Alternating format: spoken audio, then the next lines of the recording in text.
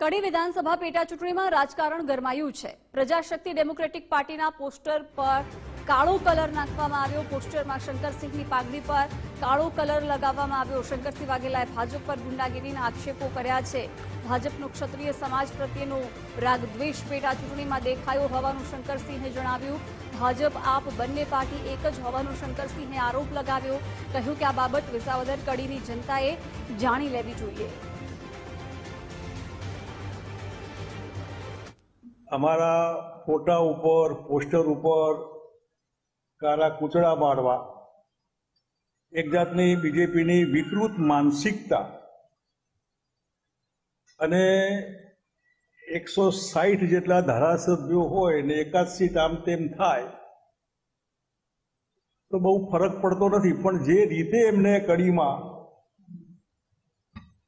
કોઈ પણ હિસાબે ઇલેક્શન જીતવા માટે બાપુની પાર્ટી ક્યાંય બહુ રહે નહીં અસરકારકતા એની, એના માટે એમને બહુ ખોટી રીતે આ કૂચડા મારવાની વિધિ એમને કરી છે। હું માનું ત્યાં સુધી લોકસભા વખતે જે અમારી બેન દીકરીઓ પર એલિગેશન કરેલા એ જે ધ્રુવીકરણ કરવાની કોશિશ કરેલી એવું જ કંઈક આમાં, એટલે હું અમારા સમાજના મિત્રોને કહીશ કે બહુ ટેન્શન ના રહેવું આના, કે બહુ રિએક્શન ના આપવું।